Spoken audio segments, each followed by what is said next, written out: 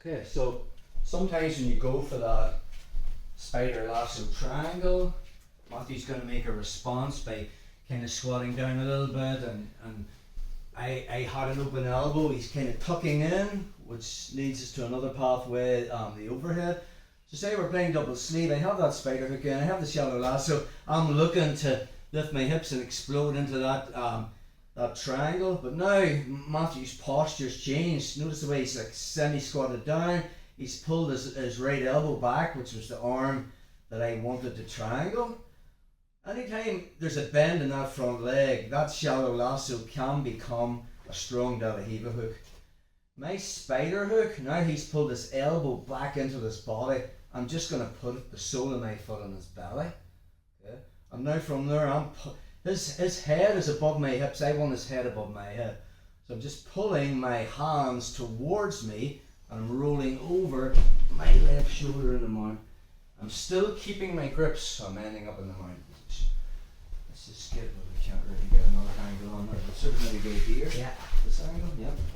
So it looks a wee bit like a Tomanagi, that kind of judo throw there. Last time we looked at it in different scenarios and I would have had my foot more in the hip of the De La Riva hook. I'm going to have my foot in his belly and my toes are pointing towards his head.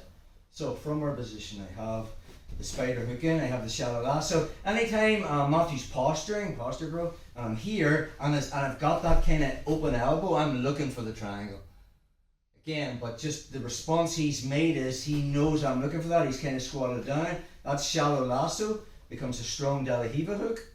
My foot, again, see the way I'm trying to get that open elbow and he's staying tight. So he's pulling his right elbow, he's pulling his left elbow, he's trying to play defensive. That foot just comes on his belly. Okay, and now from there, I want to get his head above my head.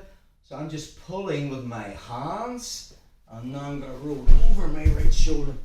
And I'm up in the mount, and I keep my sleeve grips. Just get one more angle on that. Just from there, bro. So, double sleeve, into the radiator, shallow lasso in. Again, it's not, I can't get into the scenario whereas I go into this position right, I'm going to overhead Matthew. It doesn't work like that. Jiu-jitsu doesn't work like that. It's based on the response he makes. If Matthew's posturing, there's no way I'm going to get this overhead sweep. But maybe if I'm thinking about shooting that triangle and now he's kind of squats down a little bit and he's being very defensive and tight, I'm just putting in that De La Riva hook, that strong one, putting the foot on the belly. As I start pulling him towards my head, I'm staying connected. Now, sometimes from here, if I lose that connection and he's flat on his back, all I'm thinking about is keeping that control. And as Matthew tries to come up, I'm just turning to face and trying to come up to your knees, bro.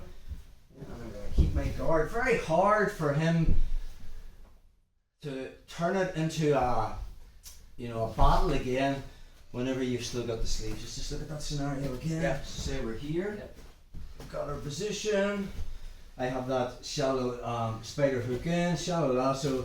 Matthew goes defensive, so I put that hook in, foot's coming here, and again I'm pulling him forward. Let's just say I didn't stay connected with me, I'm in this position. I'm keeping these grips.